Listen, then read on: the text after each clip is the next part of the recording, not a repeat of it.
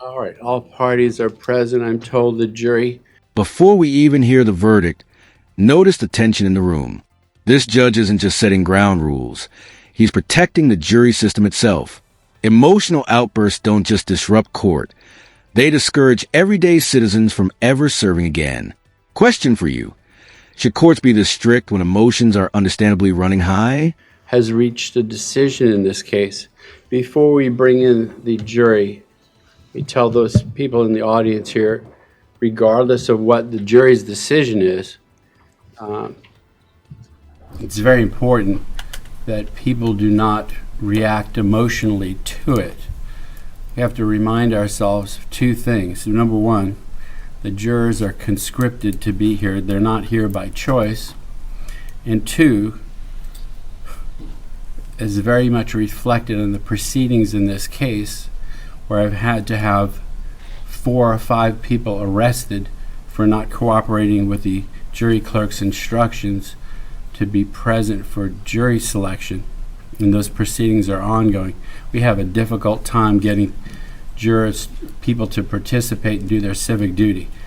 If people were to react emotionally, it's going to affect the jury one way or the other, regardless of the decision, and that dissuades people from cooperating. So if you cannot control your emotions, you must leave at this time. I take this very seriously.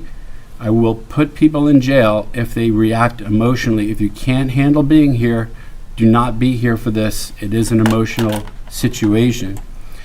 And the reason is, as I stated before, my interest as a judge is to get people in the community to participate and be jurors. This moment right here is a calm before the storm. Once the jury walks in, everything changes. There's no going back. Legally, the verdict is already locked. Emotionally, every person in this room is about to carry this moment for the rest of their lives. Anything that happens that dissuades them is taken very seriously. So you're welcome to be here, but if you can't handle the situation, please exit into the hallway and you'll find out what happened. All right, everyone's remaining with that admonition. Let's bring in the jury. We'll receive the jury's decision in this case.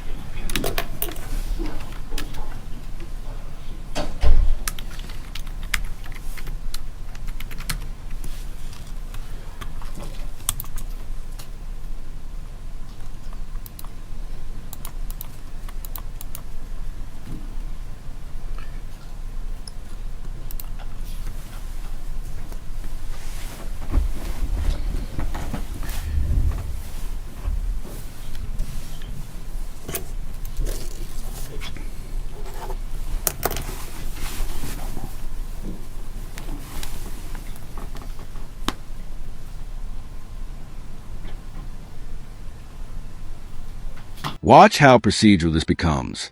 Standing, sitting, reviewing forms. It may seem routine, but these steps matter. If the verdict form isn't perfect, it can delay justice or even trigger appeals. This is law at its most meticulous and unforgiving.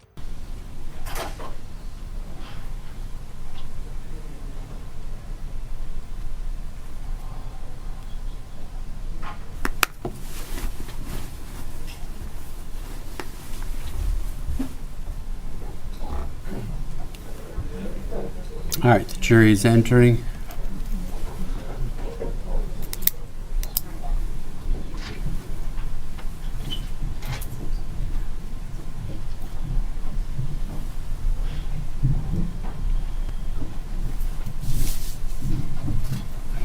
All right, Ms. Bickley, the foreperson of the jury, if you please hand the jury's decision to the bailiff for my consideration.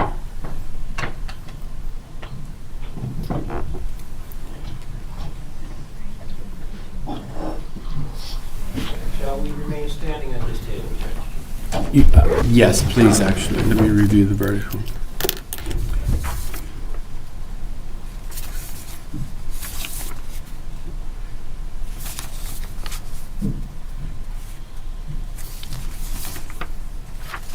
You may be seated at this time. The verdict form is in proper form.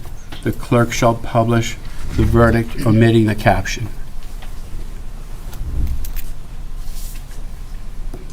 As to the murder of Tanya Wise, we the jury find as follows as to the defendant Jose Soto-Escalera. Aggravated factors.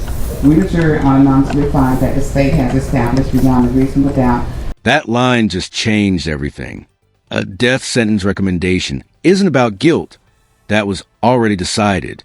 This is about punishment, and legally, it requires jurors to weigh aggravating factors against any mitigation.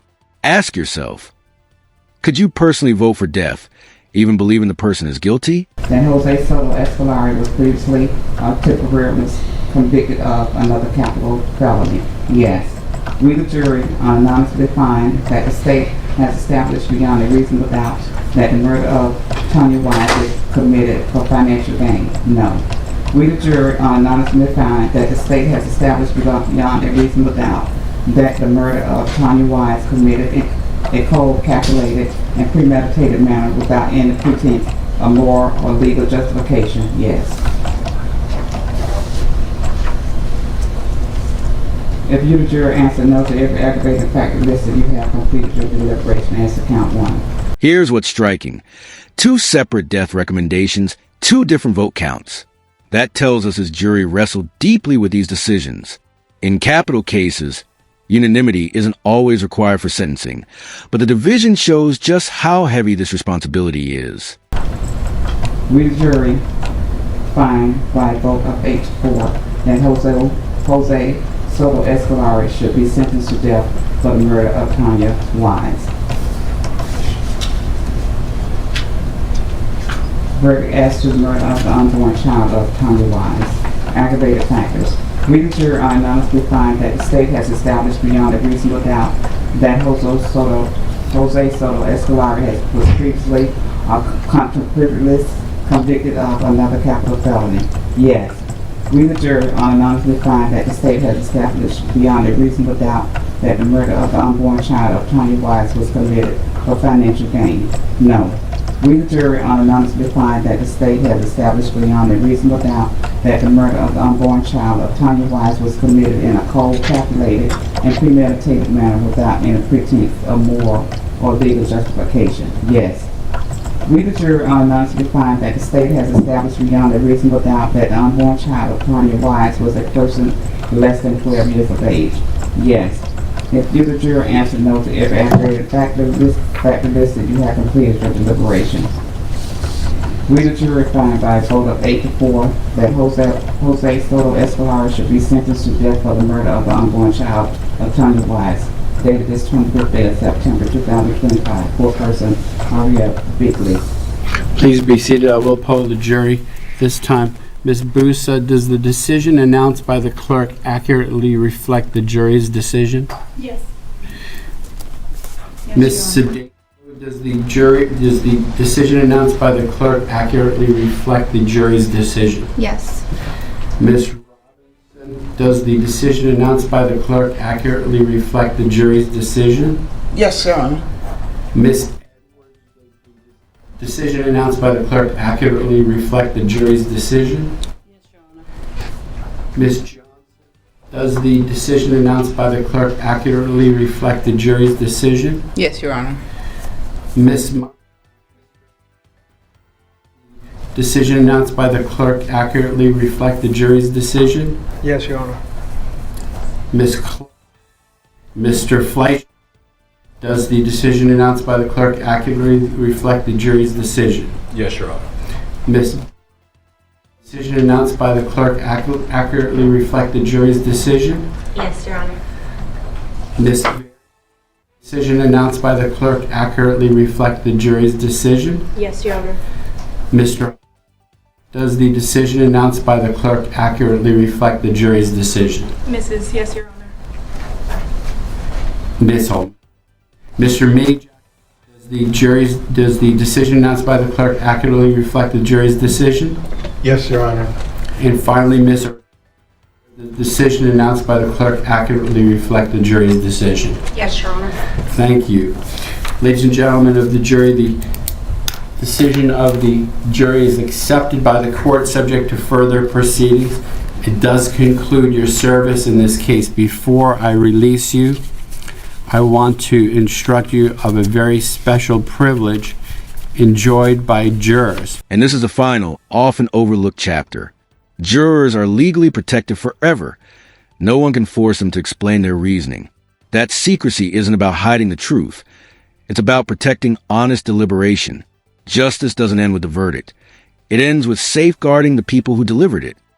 And that is, no juror can ever be required to talk about the discussions that occurred in the jury room except by court order.